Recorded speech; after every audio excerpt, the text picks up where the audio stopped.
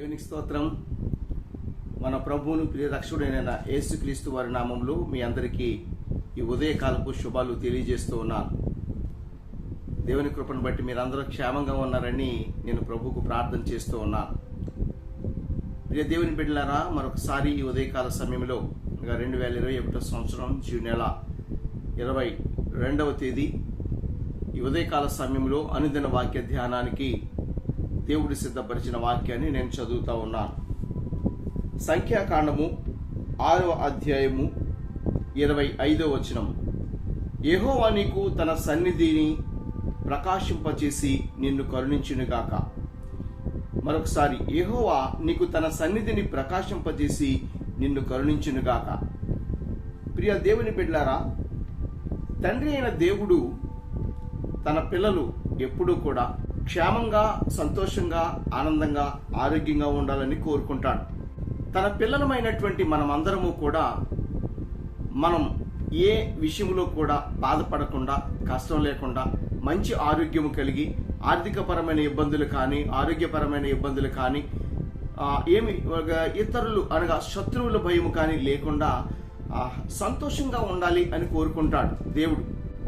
అలాగే మన పంటలు లేదా వ్యాపారాలు, ఉద్యోగాలు, చేతి పనులు చక్కగా ఆశీర్వదింపబడి ఎప్పుడూ ఆనందంగా మనం గడపాలని మన దేవుడు కోరుకుంటాడు. ఎందుకంటే మనందరికీ తండ్రి కదా. మన క్షేమం ఆయన ఎప్పుడు కోరుకునే దేవుడై ఉన్నాడు, యెహోవా దేవుడు. అలాగే ఇశ్రాయేలు ప్రజలను కూడా ఎప్పుడు అలా కాపాడుతూ ఉండే దేవుడు. మనము ఏది అవసరం వచ్చినా, ఏ అవసరం అక్రత వచ్చినా ఆ దేవుణ్ణి మనం అడిగినప్పుడు అవి ఖచ్చితంగా ఇవ్వటానికి సిద్ధపడిన దేవుడిగా ఉన్నాడు. అయితే మనము కొన్ని విషయాల్లో దేవుడు ఆశించినంత ఆశీర్వాదం మన జీవితాల్లోకి రావట్లా. ఇశ్రాయేలు ప్రజల్ని అలా సంతోషంగా, ఆనందంగా ఉండటానికి యాజకులను కూడా ఆజ్ఞాపించాడు. ఏమనంటే, మీరు నా ప్రజలకు ఎప్పుడూ కూడా ప్రార్థనలు, యాచనలు, బలులు సమర్పించిన తరువాత ఒక చక్కని ఆశీర్వాద వచనం ఇవ్వండి. ఆ ఆశీర్వాదపు వచనాన్ని బట్టి వారు ధైర్యంగా ఉంటారో, నా యందు నమ్మకము, నీతి, నియమాలు, భయభక్తి కలిగి ఉంటారు, అప్పుడు నేను ఖచ్చితంగా వారిని దీవిస్తాను అన్నాడు. ఆ మాటే యాజకులు ఇక్కడ ఇశ్రాయేలు ప్రజల ఎడలా పలుకుతూ ఉండేవారు. యెహోవా నిన్ను ఆశీర్వదించి నిన్ను కాపాడునుగాక. యెహోవా నీకు తన సన్నిధి కాంతిని ప్రకాశింపజేసి కరుణించునుగాక. యెహోవా నీ మీద తన సన్నిధి కాంతి ఉదయింపచేసి నీకు సమాధానము కలుగుజేయునుగాక. నా ప్రియ దేవుని బిడ్డలారా, ఈ మాటలు యాజకులందరూ కూడా దేవుని సన్నిధికి వచ్చి వెళ్లే ప్రజలకు ఇటువంటి మాటలు పలికినప్పుడు తన ప్రజలందరూ కూడా సంతోషముగా, ధైర్యముగా, విశ్వాసముతో దేవుని స్తుతించి ఆరాధించి వెళుతూ ఉండేవారు. అప్పుడు వారికి దేవుని దీవెన ఆశీర్వాదం నిజంగానే జరిగేది. ఈ రోజున ఆనాడే కాదు, ఈ రోజుకి కూడా మన దేవుడు ఇటువంటి ఆశీర్వాదమే తన పిల్లలైన మనందరి మీద ఉండాలని దేవుడు కోరుకుంటూ ఉన్నాడు. మరి మనం ఏం చేస్తున్నాం? ఆనాడు ఈనాడు ఒకే రీతిగా ఉన్న దేవుని మీద మనం నిజంగా ఆధారపడి ఆయన యందు మనం భయభక్తులు కలిగి నీతి నియమాలు పాటిస్తూ దేవునికి ఇష్టమైన బిడ్డలుగా మన ప్రతి అవసరతలో, అక్రతలో ఆయన వైపు చూసి మనం ముందుకు సాగగలుగుతున్నామా? 34వ కీర్తన 5వ వచనంలో ఉంటుంది, వారు ఆయన తట్టు చూడగా వారికి వెలుగు కలిగెను, వారి ముఖములు ఎన్నడును లజ్జింపకపోవును అని.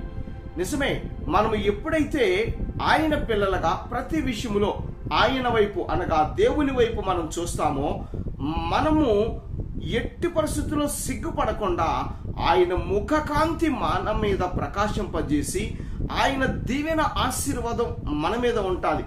ముఖకాంతి అనంటే దీవెనతో కూడిన, ఆశీర్వాదముతో కూడిన, భయము లేకుండా ధైర్యముతో కూడిన, ఇదిగో నా దేవుడు నాతో ఉన్నాడు, నాలో ఉన్నాడు అనే ధైర్యముతో ప్రతిరోజు నీవు కొనసాగించగలిగే ధైర్యాన్ని మన దేవుడు మనకిస్తున్నాడు అని అర్థం.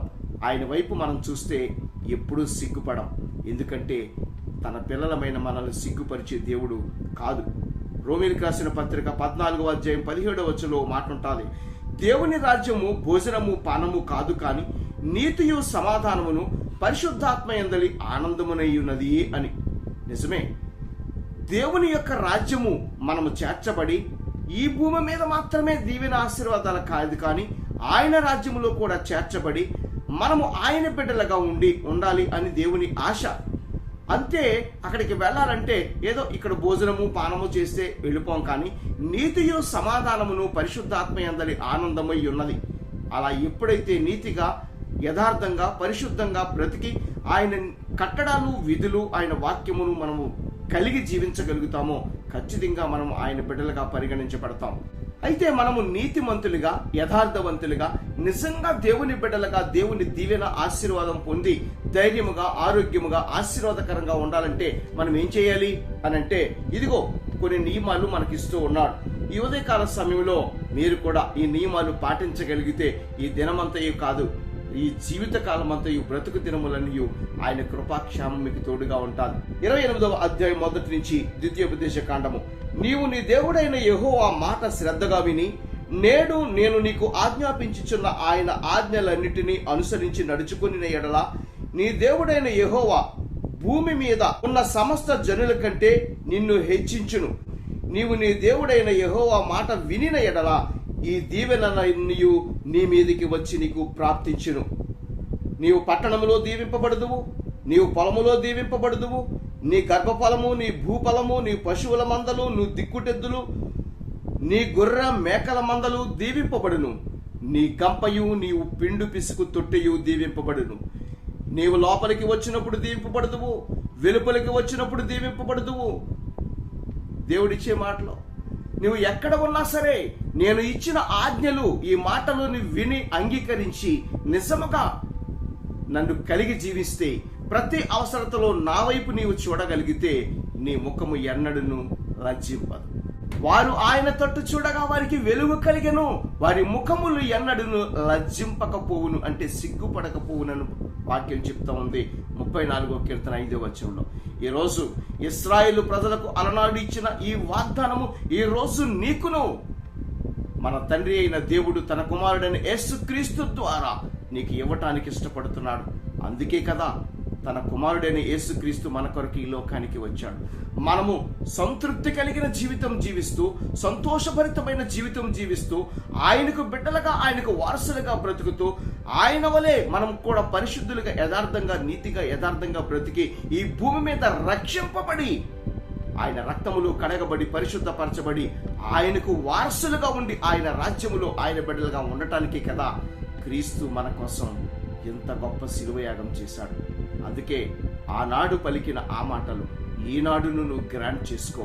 దేవుడు చెప్తున్నాడు, నీవు ఈ మాటలు వినిన ఎడల నీవు దీవించబడతావు, నీవు ఆశీర్వదించబడతావు. నా ప్రియ దేవుని బిడ్డలారా, మరొక్కసారి ఈ మాట నేను చదివి నేను ముగిస్తూ ఉన్నాను. యెహోవా నిన్ను ఆశీర్వదించి నిన్ను కాపాడును గాక. యెహోవా నీకు తన సన్నిధిని ప్రకాశింపజేసి నిన్ను కరుణించును గాక. యెహోవా నీ మీద తన సన్నిధి కాంతి ఉదయింపజేసి నీకు సమాధానము కలుగజేయును గాక. ఆమేన్. ఈ దినపు దీవెన, ఈ దినపు ఆశీర్వాదం దేవుడు నీకును నీ కుటుంబానికి నీ దయచేసి నువ్వు ఎంట ఉన్నప్పుడు బయట ఉన్నప్పుడు నీ పనుల్లో నీ ప్రయాణాల్లో నీ ఉద్యోగాల్లో ప్రతి విషయంలో నువ్వు ఆశీర్వదించబడి దేవుని వైపు చూస్తూ జయకరమైన రోజుగా ఈ దినము నువ్వు గడపాలని కోరుకుంటూ దేవుడి దాసునిగా నేను మీకు తెలియజేస్తూ ఈ మాటలు ముగిస్తున్నాను. దేవుడి మాటలు దీవించును గాక. ఆమేన్.